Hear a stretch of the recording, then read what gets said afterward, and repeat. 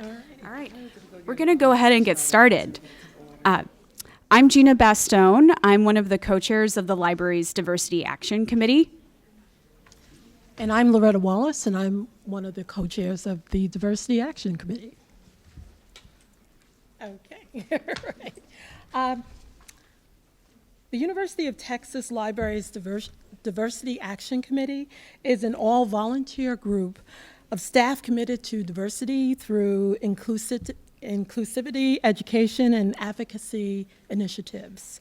We work to foster a culture that welcomes and respects all individuals and communities by valuing and consciously maintaining awareness of diverse perspectives and experiences. Our focus includes issues of race, ethnicity, gender identity, sexual orientation, disability, socioeconomic class, and national identity as it affects our staff, our workplace, our profession, and the communities we serve. Today's program focuses on systematic means of promoting equity for those who experience marginalization in academia and beyond. For the first hour of the event, we bring into the conversation two inspiring speakers to talk about the systems of support that help pave their way to success despite obstacles. Each speaker will present for about 15 to 20 minutes, followed by 15 minutes of panel-style Q&A, led by today's moderator. Attendees can ask a question using Slido, hashtag DAC for DAC, which will be visible throughout the slideshow.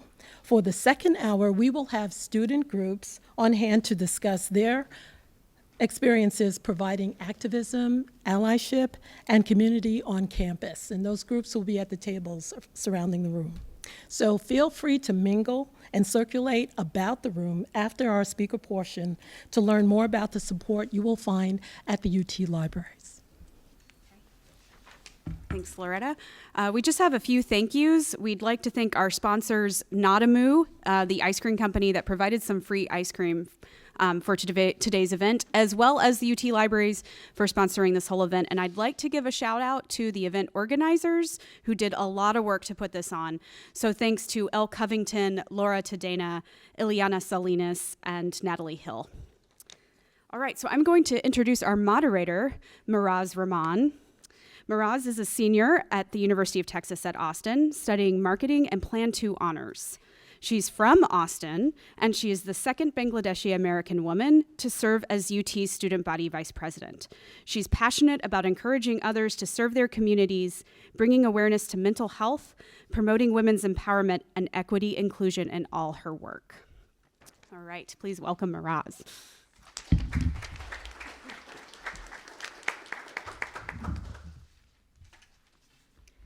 Hi, everybody. I'm excited to be introducing the two speakers for today, as well as moderating the panel. I just wanted to give a few words first about why events like this are important to me. Today's theme is supporting equity through activism, allyship, and community. And equity and inclusion are things that have been very important to me throughout my entire life as a member of the Muslim community and a member of the Bangladeshi community right here in Austin. I've seen not only how equity and inclusion can really impact someone's experience in this city, but also at this university. My dad went here, and he's an immigrant from Bangladesh, so I've heard about how things have improved so much over the years, but also have seen so many of the things that can still improve. So I've seen that the playing field just isn't equal in a lot of ways, and I don't feel it's fair for people to be disadvantaged due to circumstances that they were born into and can't help. So I've tried to use my positions of privilege over the years to bolster the people who are born into circumstances that they can't help. And as a college student, I've noticed and taken a part in a lot of different inclusivity efforts. And my main point is that the core reason why we come to this university is to learn. And unless these efforts to be more diverse and inclusive extend to the places where we get our education, such as the classrooms that we are in and the libraries that we come and get our books, we can't truly get to that place of inclusion that we really need to be at. So that's why I'm here. And without further ado, I will introduce our first speaker, Angela Hall-Watkins. Angela Hall-Watkins is Executive Director of Provost Initiatives and Campus-Wide Priorities at the University of Texas, right here. She serves on the Vice President for Development's leadership team and engages key constituents to raise funds for student success and upward mobility. Prior to joining UT in 2018, Angela was Vice President for Institutional Advancement at Houston-Tillotson University, where she directed the university's fund development, alumni engagement, and communications programs. Angela spent 9 years at ACT, the leading college, or ACT, the leading college admissions testing company, where she launched a professional learning division that designed and delivered product training to more than 30,000 staff and customers annually. She previously served as managing director of the National Center for Educational Achievement, a K-12 educational research and advocacy organization. Angela's co-founder of Capacity to Grow, a nonprofit organization created to help K-12 school systems, leaders and teachers ensure the data and data processes necessary to make important decisions about student learning are present in all school systems. She's a former board member of Hospice Austin, Safe Place, Travis County Children's Advocacy Center, Trinity Episcopal School, and the current vice president of Welcome Table Incorporated, an organization that provides nutrition, healthcare, and educational services to low-income families in East Austin. A native of the San Francisco Bay Area, Angela received her BA in Human Biology from Stanford University and her MA in Education from the University of Michigan. Angela lives in Austin, Texas with her husband, S. Craig Watkins, who is also a professor at UT. Awesome. Welcome.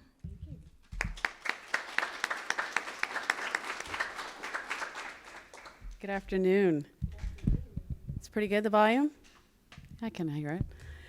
I was joking, Sebastián and I were joking as Mehraz was reading her iPhone. I'm like, I'm still so old school. I still use paper. So it's listening to the laundry list of things that I've done also makes me feel a little bit older than I feel like I actually am, but the paperwork clearly tells you how old I am. So we'll move on from that. Good afternoon. It's good to be here. I'm glad to see everybody. I want to thank the UT Libraries Diversity Action Committee for inviting me here. It's good to be here in front of you. And it's good to be able to speak about my story. This is one that I haven't told, most of which I'm going to say. Some things, if you've heard me speak previously, you might hear one or two things that I've said in the past, but preparing for it really gave me a new eye to some of my experiences and some of the things that help me be who I am. And as I looked up at the screen coming in and looking at the different systems of support, I thought, I'm sure 2 or 3 of those might have been available to me when I was in college. When I got to college, it was the late 80s. I think probably the systems, I shouldn't say 2 or 3, I'm sure the systems were there, but they weren't quite as accessible, I think, as they are now. And they certainly weren't as okay to step into. So just looking at the availability of the services, I think is pretty phenomenal.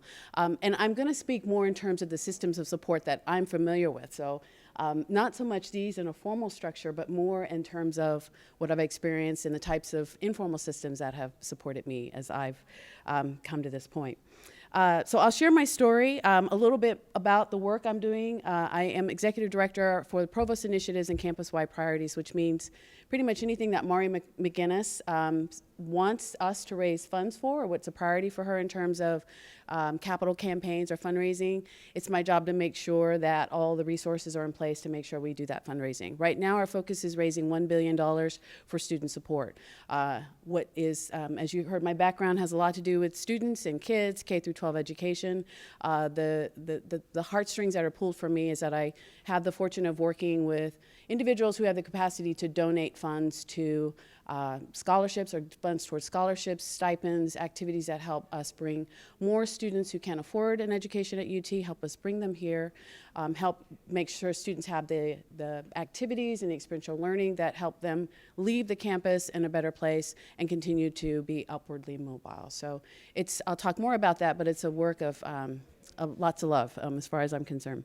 I want to tell you first, just to give you a sense of my first system of support, a story. And this is a story about my grandmother. In college, I was assigned to write a paper about my grandparents. I chose my grandmothers. And as a child who grew up in the San Francisco Bay Area on the West Coast, was totally Valley girl at the time. I hope I don't say totally too often. I've been in Austin for 20 years, so I speak more like I think I'm not so much from California, though it slips out. But the history there is my grandmother and my grandfather migrated in the Great Migration from the South. My grandfather came from Shreveport, Louisiana. My grandmother came from a small town outside of Arkansas, Eudora, Arkansas. They were both in their teens. This is in their early 40s. They didn't migrate to the Midwest. They went to San Francisco. A number of folks went to Los Angeles and San Francisco. And in the paper I wrote, I had asked about my grandmother's upbringing and some stories about her. And one story stands out in particular. She talked about when she was still young, they would drive to and from the South, from San Francisco, from home.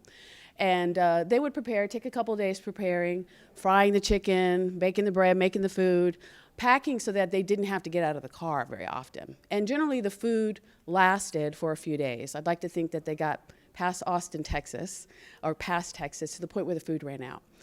And at that point, as they're driving, they're looking for other black folks on the road or black folks in the area who they can stop and ask, where is there a place I can eat? Where can I go and get a meal? We don't have any more food. And generally, if there wasn't a family who they could stop and eat with, they would find out where that establishment was, generally owned by a white family or a group. They would go there for the meal. And generally, they would go to the back of the restaurant or to the home and knock on the door, say, we'd like to pay for dinner, pay for food.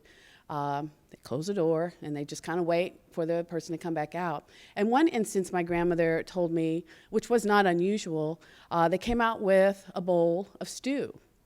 I'm like, okay. And she said the stew was, you might have had a piece of meat in there, had a couple of vegetables in there. But in one case, she said they clearly skimmed the top of that bowl, the grease off the top of that stew, and put that in their bowl and handed it to them. That was their dinner. And again, the Valley girl in me says, you paid for that? How dare they, Graham? How could they do that? How can you pay for that? And she said, child, that's the way it was. That's what we did. We didn't argue about it. You took it, you paid for it. Because if you didn't, you were endangering yourself and you were endangering your family. That was a story that, it wasn't a new story to me, but at that point in my life in college, it had another kind of meaning to me. And it's a story that kind of implies how we grew up. We weren't activists by any means. Our community was our family. Our allies were our family. We were supported by the people who knew us, and that's who we really depended on. And in my high school where I grew up, my mom was a single-parent mom. We grew up we were raised or born in the city, but the education system wasn't great in the city, so she moved us out to the suburbs. And in the suburbs, in my high school, there were 1,200 students. I was one of 12 black students out of 1,200, so weren't many of us. And so my goal at that phase of my life was blending in. I didn't know that, but that's really what I was doing. The best I could was to blend in, to be like everyone else. And if you've got teenagers or adolescents, or you're not too far away from being a teenager or adolescent, you know you want to blend in. So I spent most of my childhood feeling like it was a compliment when somebody would say, you're just the perfect brown, Angie. When really what they were saying is, good thing you're not much darker. When we had families who would come over and talk and treat us like the people they knew from the areas they came from versus the way that my family or my close friends treated me, it was all kind of okay, this is not a supportive place for me, but my family was. So that when we talk about systems of support, for me and for what the rest of the things I say, that's really where it begins for me. I would say on that, another important comment though is because we grew up in the suburbs, when we would go to the city, to the hood where my dad lived, I did not fit in there as well. So that was not necessarily a supportive system. That was one where I talked white, I didn't act right, and so there were comments there that weren't quite what I was used to. But I had my family. They are what really gave me my foundation. They were the reprieve for me and really set me off in a good direction. So all of that to say, when college came around, I got accepted to Stanford University. I was the first, I'm not the first student, person who went to school in my family, but the first in 2 generations. Got enough scholarships, and this speaks to my work that I do now, to where we've cobbled enough money together to make it doable, to make up for the difference that the scholarships didn't pay for. And I left knowing that my education was the absolute ultimate thing I was responsible for doing. Anything else didn't really matter. The education was what was important. I had the fortune at Stanford University at that time to live in a dorm called Ujamaa. And I would like for you guys to say that word because it sounds a weird word, but can you say for me, Ujamaa? Ujamaa. Ujamaa, our definition of Ujamaa, it was extended family. And Ujamaa was a dorm at Stanford University, a rare occasion where it was the African-American theme house. So 50% or more of the students who lived in the dorm were African-American students. And again, this was in the late 80s. It was fascinating to be in a place of students who looked like me, for the most part thought like me. We all came from very similar environments where education was key. But we were also very supportive. And in a world where we were still examining and doing the kinds of things that we did in the lives where we came back home, we had a place to go back to that felt like home. And that was very much a system of support. A place where I could go, be free to learn more about myself, the culture, but also do so in a way that was inquisitive, not too judgmental, but also something that helped to keep me lifted. I would say that the other side of being in Ujamaa in 1988 was what was, at many campuses, a close look at courses called Western civilization or Western culture. And there was a phrase, and I'm going to wake you all up. What I would say when I came home was, hey, hey, ho, ho, Western culture has got to go. Hey, hey, ho, ho. Western culture has got to go. And my mother, if you remember what I'm saying about education, was very cool about that. Not cool like, hey, that's cool, but cool like very chilly. Like, that's not cool. And one specific comment I remember her saying was, I didn't raise a radical. And I was like, you're not really with it, Mom. But it was a very different approach, I guess, to what I was getting at school versus what I had at home. And on one other side, you had the activism, the work against Western culture. And at the time, after we fought it, there were a number of debates about it on campus. There were marches on campus. Jesse Jackson came to campus. Robert Bennett was the Secretary of Education under President Reagan at the time. He debated President Kennedy at Stanford, and at the end of the day, they got rid of Western culture. That was huge to be a student coming from the blending in to a campus where we actually had a say and we actually had a role in getting rid of what we saw as an evil thing, Western culture. And it turned out they did, and I'm not, as you get older, we all find out, well, maybe it wasn't that evil. At the time, it felt evil. But the programs did change. They had more women focused in Western civilization, more people of color, less European influences, and more worldwide learnings and teachings were integrated into the classroom. So that was a positive thing. That was one side of Stanford. On the other side, I had a very traditional academic experience and very traditional experiences with faculty members. And one story I'll tell you, I went to my sophomore year, I had to major. I was declaring human biology, as you mentioned. And I did my research, looked at the professors, who's here on campus, who should be my advisor. I will not say the names, but I found one, gave him a call. And again, I'm from California. And I said, Professor X, I'd like for you to be my advisor. He says, okay, well, let's talk about that. You bring the paperwork, we'll sign it, and we'll start looking at the courses you're going to take. And I got to the office, at 2 o'clock. I remember the time of the appointment. I walk up to his office. His feet are on the desk. He's on the phone.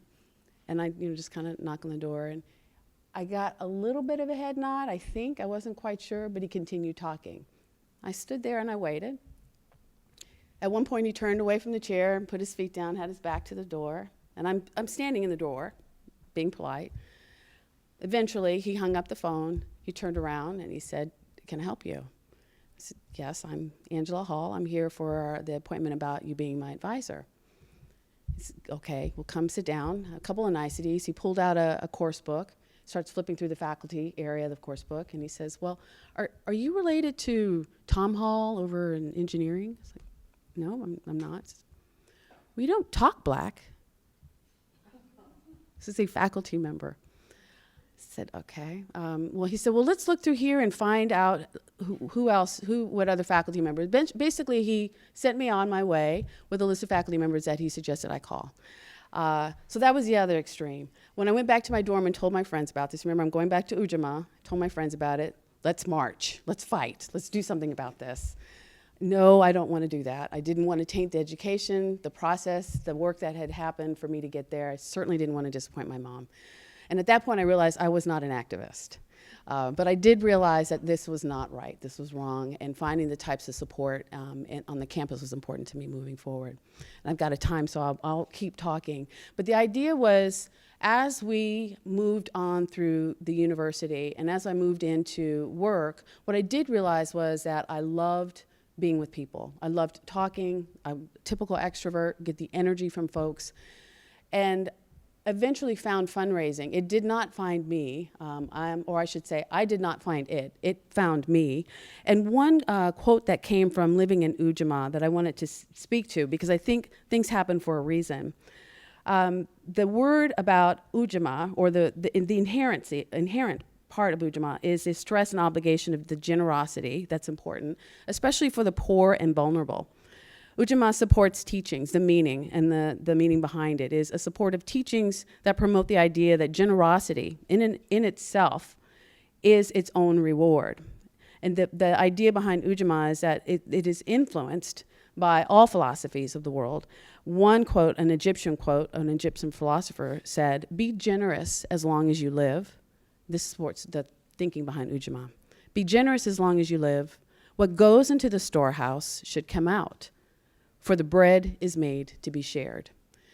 And for me, the bread is made to be shared is really what fuels my interest in fundraising. Doing the work that I do is really about helping others, help people identify their passions, how they can give back to individuals, and be donors in that. So the activism didn't quite get me the way that I thought it might. Certainly my mom wouldn't have let me get away with it. But the work in trying to support the people around me did, and that's what I thrive from. And I would encourage anyone here, if you don't find the systems of support that you're looking for, to do what you can to create them. Systems of support are dependent on seeking out and action. And to the extent that as we move from being in a home place to a community on a campus, things don't just come to us. I think as adults we start to learn that. As old people we start learning that. But as young people, knowing that stepping out of your comfort zone, stepping out and really seeking and getting the things that work for you might also work for others. I will say again, I'll repeat the quote, and as you move on in your life, if you will, do this. Make a difference. Make a difference by not keeping the bread, but sharing it. It's not meant to stay in the storehouse. And when you are with people who tend to step back when you're uncomfortable, I'd say step forward. Thanks.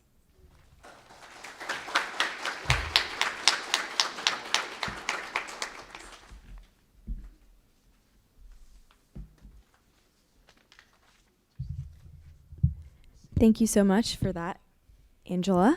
Next, we have Sebastián Colón-Otero. Sebastián is a diversity coordinator and licensed clinical social worker with the Counseling Mental Health Center here at UT, where he provides a variety of counseling services to UT students. He also serves as the CMHC Diversity Counseling and Outreach Specialist for Latinx students, and runs Latinx Voices, a campus support group for Latinx students, as well as Tea Time, a therapeutic group for trans and gender non-binary identified students. Sebastián identifies as a Boricua. Is it Boricua? Awesome.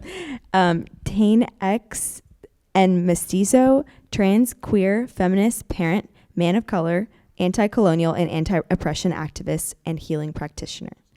In his multiple roles, he seeks to provide services and care centered in self-determination, compassion, liberation, and healing.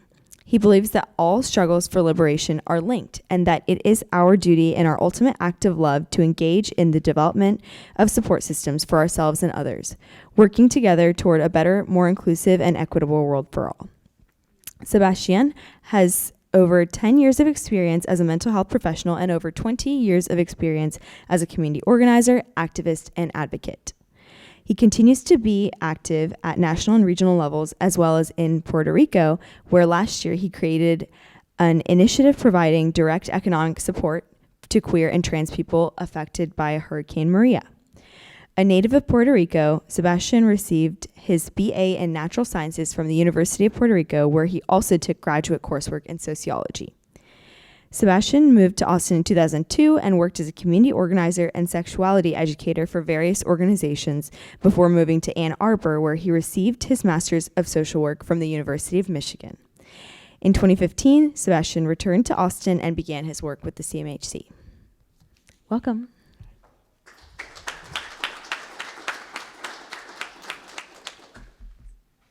This is when I need support.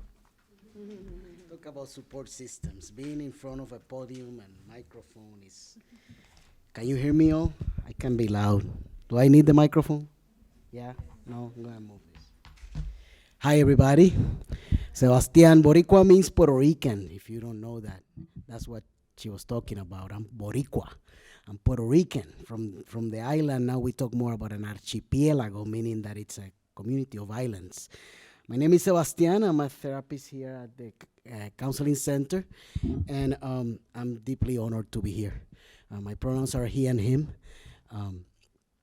and I don't have much in writing prepared for you, but I feel inspired. I feel humbled to be here, and I feel actually pretty impressed that I was having all these thoughts about support systems, and I kept thinking about non-official, non-traditional. I couldn't think about structures and services and all this stuff. And what kept coming to me was my experiences of experiencing support or both internal, external sense of support. So when you shared, I was like, oh, okay, I'm okay. I'm on the right track in some way.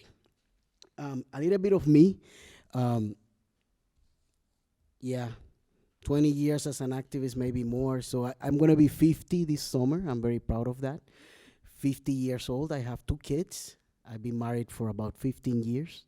I think that's important also to share. Sometimes I avoid sharing that because I try to be careful about sharing my heterosexist benefit. Even though I'm a trans man, I am in what is perceived as a straight relationship with 2 kids, and I get the benefits of belonging to a nuclear family. But I just had a 4-month baby, and last night I didn't sleep much. So I need to do some disclaimers. Baby was crying a lot.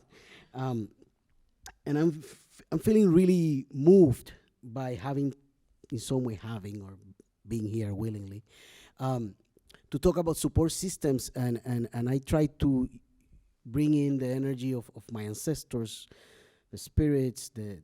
When I do this kind of talk, I consider myself a very spiritual person, and as I was trying to evoke that, I felt really sad. I felt a sense of grief. I also felt really moved and compelled to name that before I tell you this thing about my support systems, that I'm feeling very aware that we're talking about support systems and our intention of creating equity through activism, allyship, and community during a time where my perception, and this is personal, my perception is that a lot of support systems that historically we have taken pride to put out for people are being questioned or taken down, or there is a general sense of evoking more than sharing the bread, saving my bread, even if it gets moldy in my pocket, because I don't, I feel threatened to share the bread. that's a little bit of the sense that I feel socially and politically, and I want to make that disclaimer. That's where I stand as a trans man of color. I feel that we're living difficult times, and I feel that it's beyond politics. It's about a sense of questioning our principles, our morals, our ethics as humans, and how we relate to each other. So when I think about systems of support, I think about it not in the traditional way of offices, services, and structures, because for me, growing up as a son of a single mother in Calle, Puerto Rico, colonized, most of those structures were not made for me. So those were not the places where I would get support. Those kind of, the counseling office at my school was not the place I would go and get counseling. I would probably run away from it because it would tell me that I was wrong. It would tell me that I was crazy. It would tell me that I was to be put in place. Traditional systems of support in some ways have been threatening to my life.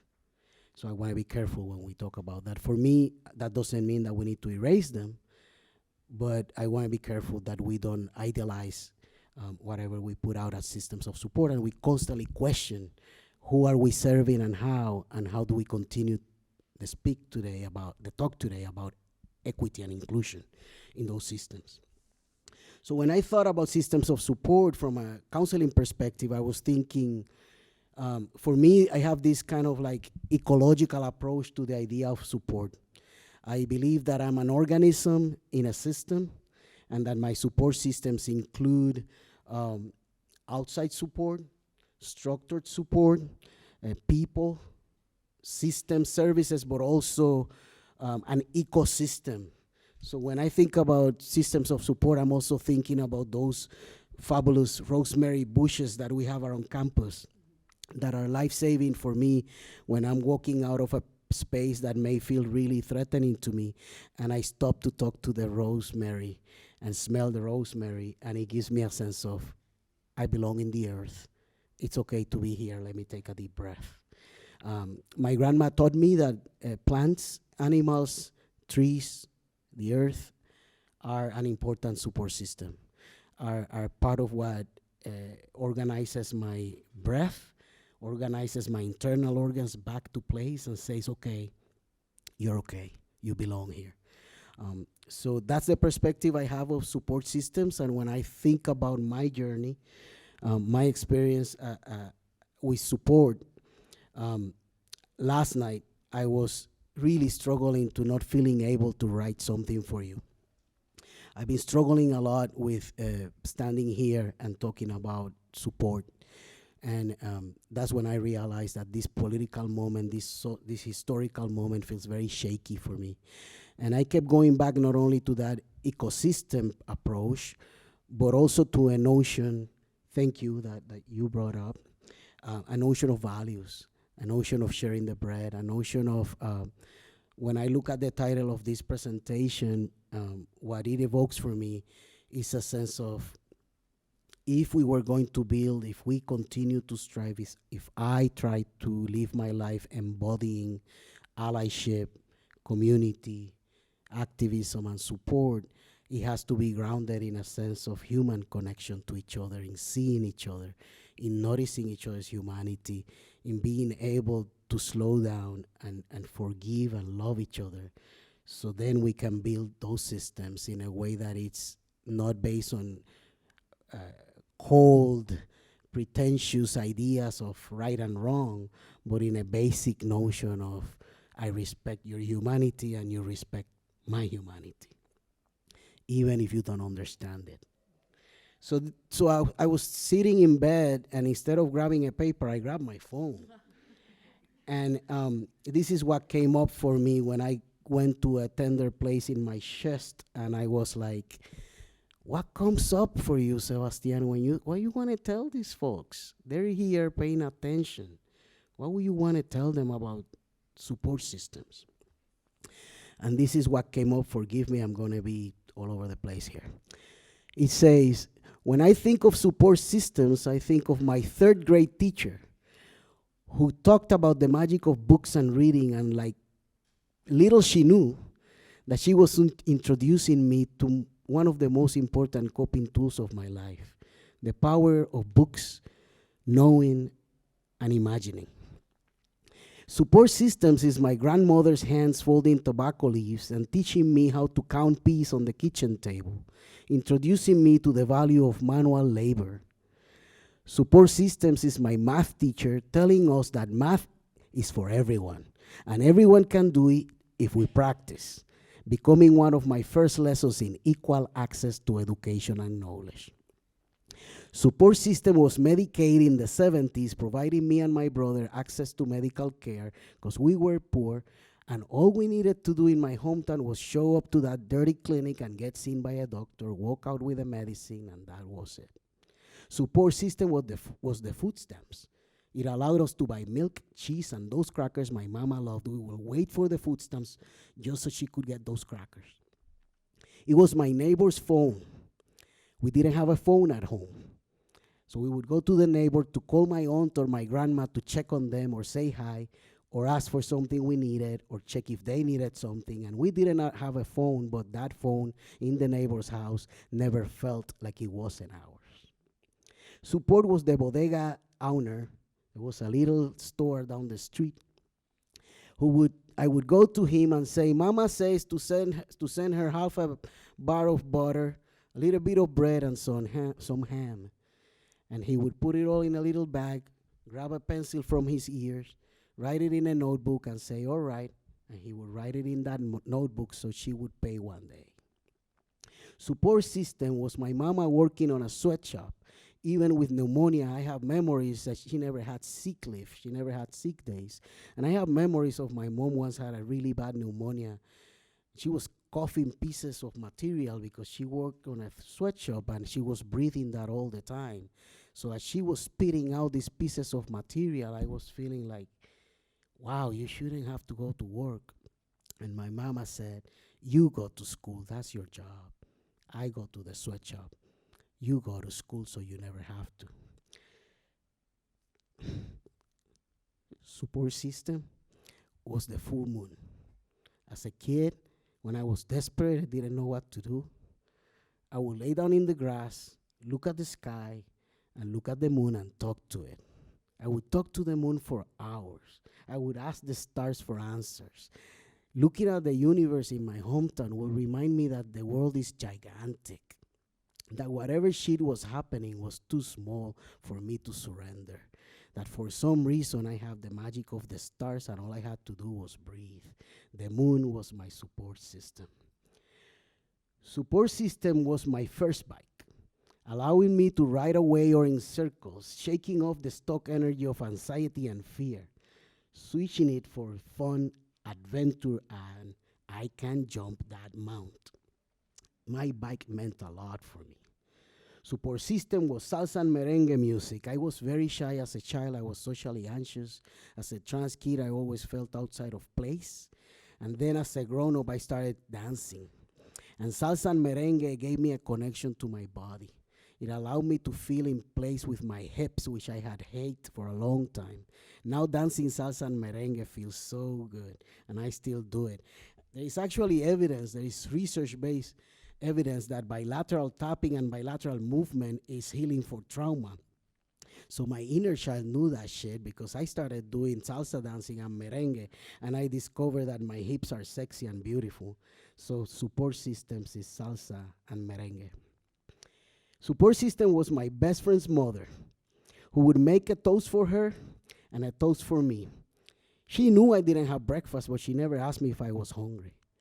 I would just show up to pick up my friend to walk to school, and she would put down 2 coffees and 2 toast. She never asked me, do you want one? She just fed me. She protected me from the shame of saying if I was hungry or the shame of having to ask. Support system was the afternoons in the beach in San Juan, looking at the ocean for hours at a time. I learned meditation from the ocean waves. They showed me the rhythm of my breath. Nobody told me about it. But I would go there after working at a community-based organization and dealing with the death of many of my friends during the AIDS crisis in the 90s. Support systems was activism and my first Pride March in San Juan, walking down the street with a group of queers, feeling super scared, hearing all those strangers who stood in the side of the street to tell us that we should die, and seeing the other strangers, the beautiful allies who showed up to say, "You go for it, you are beautiful." Support System is a poem that makes me cry and reminds me of my relevance. Support System was the available financial aid at the time when I went to my first year of college, because otherwise I wouldn't have even dreamed about going. So getting a letter that say that I qualify for financial aid for that first year is the only thing that allowed my mama to say, maybe you can go. Support System was my feminist professor giving me language for what I already knew, encouraging me to keep going, to not give up in college. Support System was a librarian. Librarians in the house, librarians in the house. Support System was a librarian. In my first year of college, when my mom kicked me out of the house for finding me with another girl, because at the time I identified as a lesbian, that librarian took me to her home. She asked her oldest son to step out of his room because we were going to sleep there. She gave us place to sleep for 3 weeks. She could have lost her job. She made us food and said, "You will not sleep in the streets as far as I have a house." That librarian saved my life.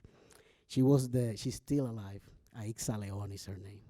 She was the librarian running the feminist little library at my hometown college. I remember her voice telling us, "Never be ashamed of being yourself and loving each other." She introduced us to some kind of French poetry that I still don't remember, but it sounded beautiful. Support System were the trans women and drag queens living their life without apologies in Puerto Rico, while I was terrified that if I come out as trans, I'm gonna get killed. Just knowing that they will walk down the street and be themselves gave me the power to stay alive. They saved my life. Support Systems, people, for me, it's memories, it's songs, it's food, it's music, it's a drum from Puerto Rico reminding me of my inner rhythm. It's rice and beans, it's the ocean, but it's also that stranger that watched over me while as a homeless youth I was sleeping in a bench in San Juan. And he said, "You look tired. Sleep, I'll watch over you." I trusted him. He didn't do anything bad to me. That was a miracle, but I trust that. Support System was my friend who said, "Hey, what are you up to?" I said, "I've been out of college for 2 years and I don't know what to do with my life." She said, "Hey, I'm applying to graduate school. Will you want to?" I said, "I hate applications." She said, "I'll do it for you." It was the last day. She did it. I got in. I showed up. Support System was the den of students at University of Michigan, who when I called him, I said, "Hey, I was accepted. I'm calling because I'm terrified. I'm a trans man of color and I want to know what's there for me."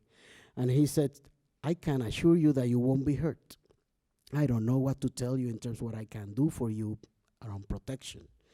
But I can tell you that I'll do my best, and I will try to create a space for you to be at least secure enough to finish your program. I'll be here for you."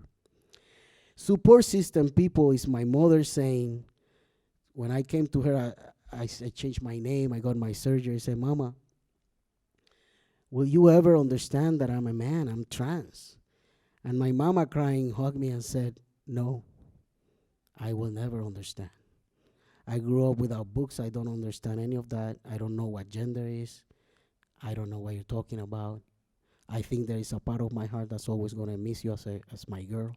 I gave birth to you. I named you. I'm scared of losing you. I don't understand, but I love you. And I don't need to understand you to love you." Support System is you all, sitting here exploring your own internal sense of who are you and how do you support other people. We are the support systems, people. That's why we're here, because we can be here for each other.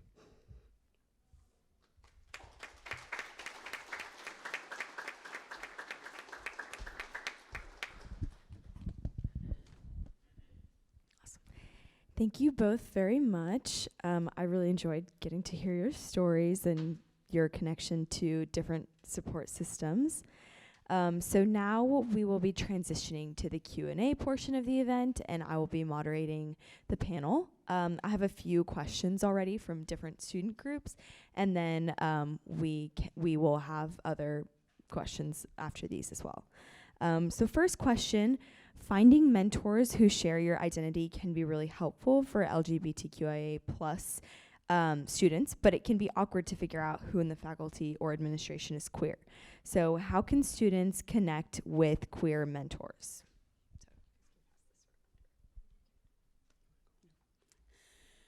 You know, as a queer person myself, I think it's a tricky question in terms of both asking staff or faculty to be visible, when sometimes that takes the risk of losing your job or losing your actually the power that you may have to protect others. But on the other hand, I'm myself visible. I'm myself out there. It is awkward. I think from a counseling perspective, something that constantly comes to my mind is talking to other people may surprise you. Checking with other people may surprise you, and checking your assumptions may surprise you.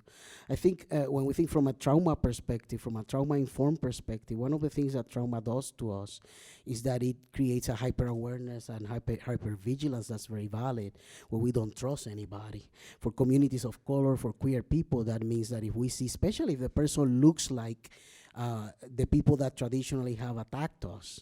So as a trans person, I meet cis people, I'm ready to fight back or scared that they're gonna hurt me. As a person of color, I can be very scared of white people in power. And that's part of what trauma has done, and it's also a very healthy defense mechanism to survive. But one thing I always encourage from a trauma-informed perspective is to check in when we're feeling that defense, to also check in and take a moment to do a little bit of a reality check. Because for me, for example, that white person may become 2 minutes later my best ally. For me as a queer person, I may be making an assumption of somebody being anti-queer just to realize later that they're not. To realize later that actually that was potentially my best ally. So I think it is important to check our assumptions, both as allies and also as people seeking that support, and to consistently, as far of our capacity, say what we need, ask for what we need. Sometimes we can't, and if we can, then acknowledge, ooh, ouch, I can't. I'm in a place where I can. What else can I do? Can I ask a friend to help me? Can I ask somebody that feels safer to help me? But for me, it's been crucial to check my assumptions, because then is when I have found mentorship in people that otherwise would have been strangers. That's how I have found support in people that otherwise I would have thought they were my enemy. So I think it's very important to give it a try, to check our assumptions. Do you mind? This is on. Do you mind repeating the question? There's one Yes. piece to it. Yes, Want of to course. speak to. So finding mentors who share your identity can be really helpful for LGBTQIA plus students, but it can be awkward to figure out who in the faculty or administration is queer. So how can students connect with queer mentors? So the first thing that came to mind was, as an African American, I'm out there. You know it when you see me, as opposed to other individuals, people who identify in other ways. It may or may not be something that's quite obvious, and so I wanted to be able to answer in a meaningful way, and I think for me, in terms of finding mentors, color has always been an important piece, but it hasn't been the only piece. And I think as I've gotten older, I've learned, it's just from experience, there's some things that I'm looking for that I'm going to get from folks who look like myself, and there's things that I'm going to get from folks who don't necessarily.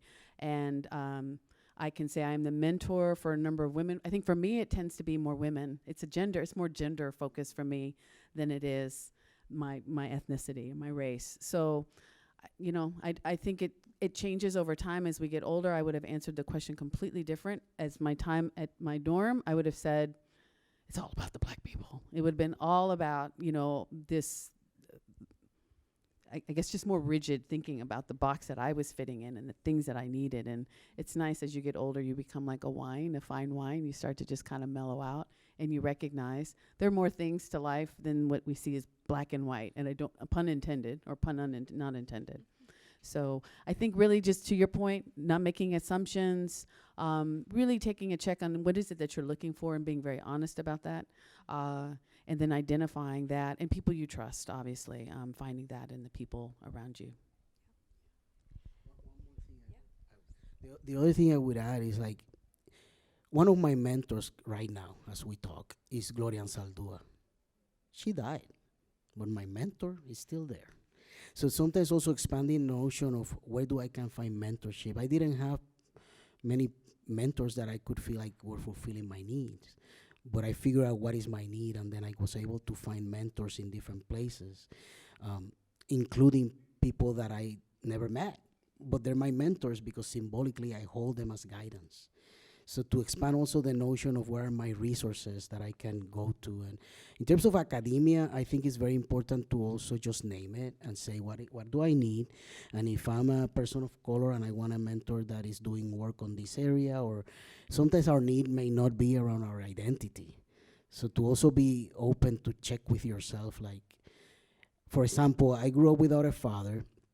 And in therapy, it took me many years to realize that part of the mentorship that I seek and need is father figures. It's kind of outside of what I was expecting 20 years ago. But now I look for that, and I reach and ask.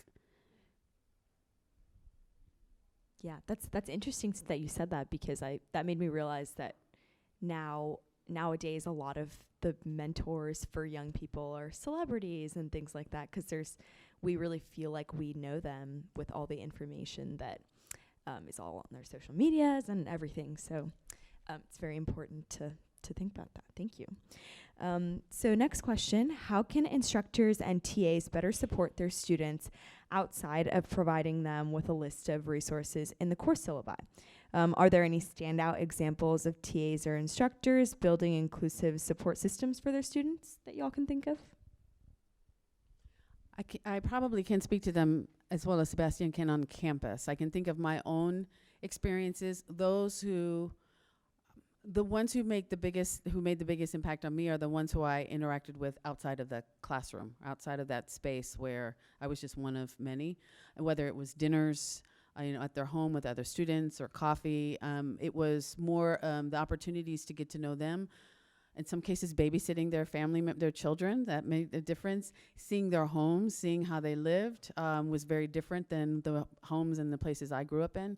So just an exposure beyond the classroom for me was an example of something that was very informative, educational. But in terms of what's going on campus, I don't speak as much with the TAs or the professors to hear about what they're doing. Well, at first, I agree with that. I think the interpersonal relation can be super meaningful, and just getting to know each other as people. When I think about practices, what was the question again? So providing resources just outside of a course syllabi. Yeah, and I'm thinking that question maybe in the realm of being more inclusive, providing support. I think there is a lot of TAs here at UT who actually go above and beyond. I mean, they do develop a strong relationship with their students, and I have worked with several TAs who are going into, for example, very, very concrete example, asking students to always identify themselves with name and pronouns. It's a very, very specific practice of inclusion. Checking in on their own assumptions about students' races, or when they're discussing. In these times, there's a lot of discussions in classes that may evoke a lot of emotional reaction for students, and doing disclaimers and making sure they're checking on the emotional sense of the room. I think TAs who are holding up their voice as allies by, on the first day of class, saying, I'm here to support you, and these are the specific ways that I want to. I support all students in all their diversity. It's a phrase that just by saying that tells the students, oh, I can go to you. I support all students in all their diversity. I think there is a lot of TAs also holding their identities on the sleeve and being models for other people. I also want to say that I also see TAs who are struggling emotionally and going through the same struggles, the same difficulties, the same lack of resources that other students. So they have a double duty of doing their own journey of being a student and then providing support. So I think it's important that they seek their own support systems. Yeah, I have a whole bunch of practices that TAs are doing. Including, for example, questioning, there's another example that come into my mind, questioning how classroom participation is structured and making sure that quiet voices have a space, making sure that different ways of learning are manifested, checking in with students where students, if a student is lacking and not presenting, they may say, what's going on for you? So can we do something else? That makes a lot of sense. Okay, so what do you think is the most beneficial thing that students can do to ensure their own academic success?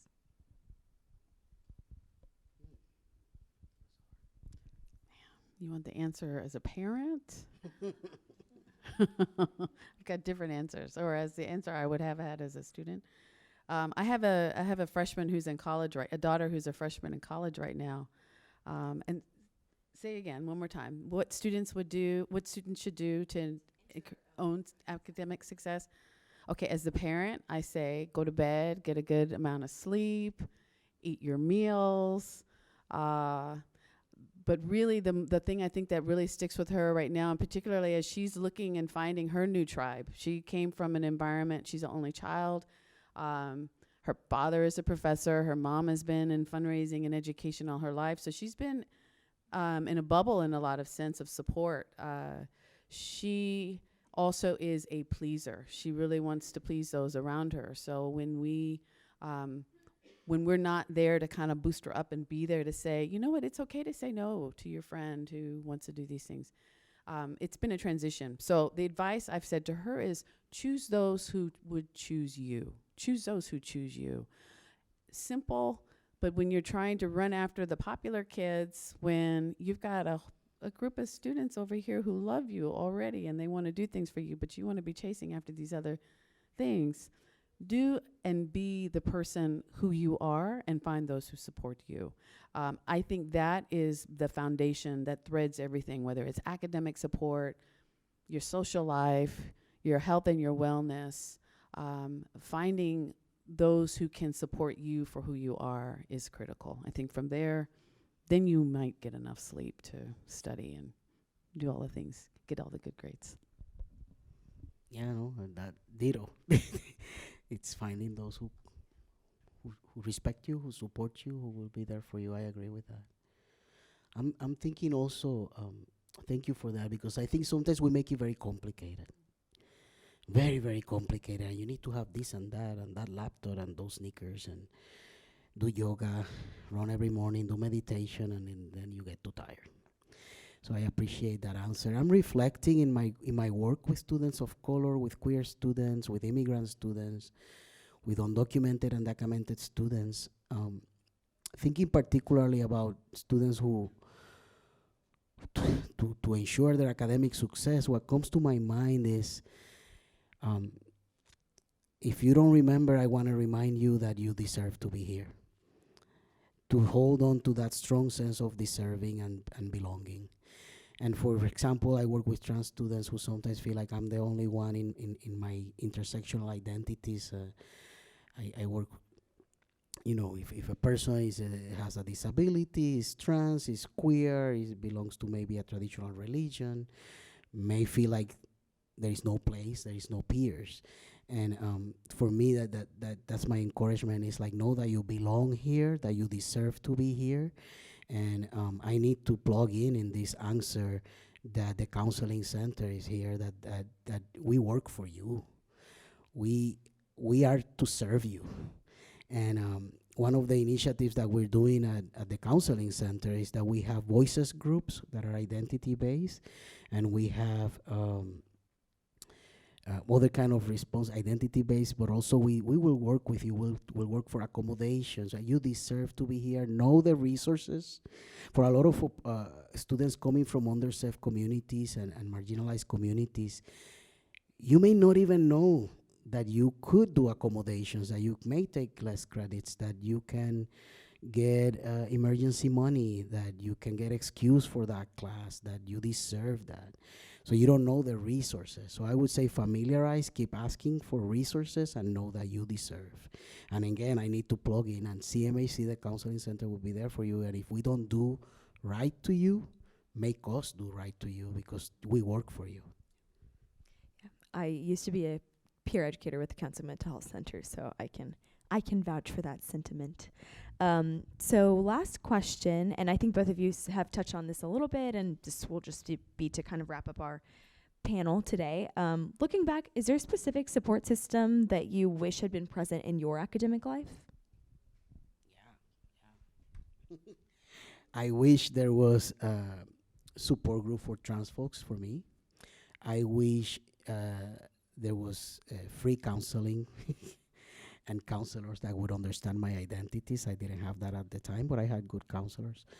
I also actually wish things now that I had. I had less impersonal connection and more in-person connection. Because I'm 50, I went to college when there was no Facebook or nothing like that. So we were forced to eat food with each other and sit with each other and see each other's tears. So I would want more of that now, more of the in-person, touchy feeling connection. This, I think, comes from the work I'm doing with raising funds for first-generation students. I would say, for myself, I consider myself a first gen, and seeing the resources now that first gen students have in terms of the programmatic support and the small groups and somebody who you can see on campus and identify and know as a friend and an ally. I wish they had more of that kind of service while I was in school. I just was talking in a conversation with President Fenves last week and with some parents, and talked about how, I powered my way through. I just gutted it out, and I did what I could to get the grades I needed to get to graduate. And to graduate in 4 years. There was not enough money to go any longer than, if anything, I actually graduated a quarter early. I was extra efficient to get done. But if some of the resources that are in place today in terms of supporting those first-gen students whose parents couldn't tell you what you should do if you get a bad grade on a paper, or what you should do if you feel like you're being harassed by a roommate. I mean, there's just things that you just don't know. And you might not know it even if you did have a parent who went to college, but I think of the conversations we have with our daughter now, we're actually thinking 2 steps beyond where she even is and saying, okay, and when this thing happens, you should do X. And first and foremost, go and talk to the professor when you get a lousy grade on an exam, and go argue with them. I had friends in college who would argue with professors, and it was like, what? You go and ask them for, or you tell them, you fight with them about the grade or the number of points you got on your test. And I never got comfortable doing that. I can say my daughter is comfortable doing that. I'm proud of her for that. So I think that might have facilitated probably a few extra points, a few better grades, but definitely just me being empowered to have more control over my education and my happiness while I was there, and my mobility once I graduated.